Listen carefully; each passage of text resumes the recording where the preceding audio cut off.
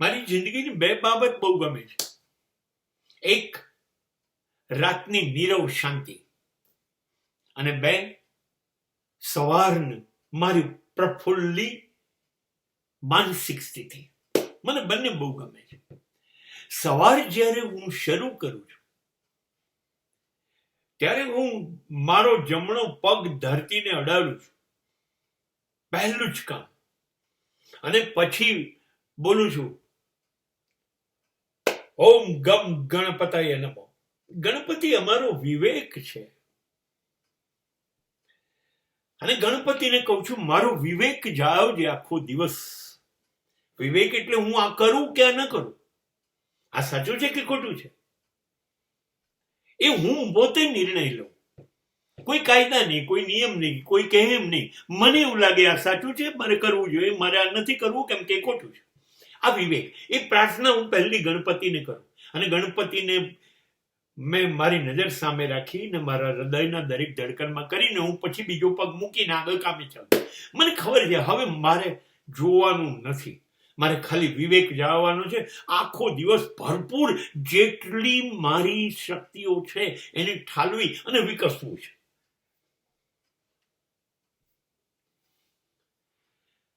I am a creator of my life.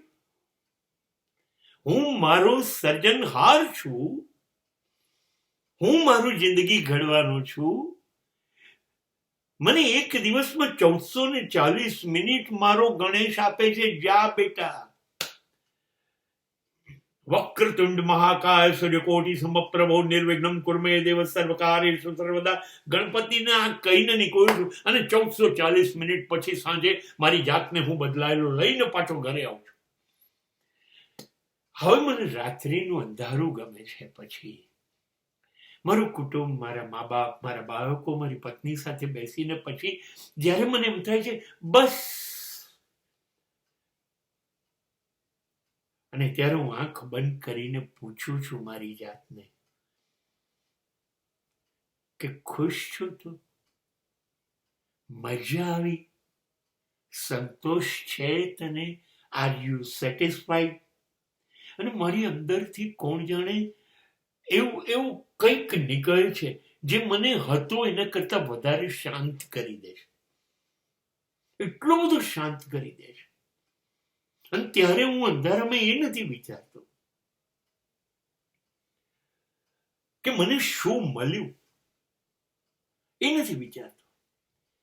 ત્યારે હું એ વિચારું છું કે આજે ખરેખર આખા દિવસમાં મારા વ્યક્તિત્વમાં કંઈ ઉમેરાયું.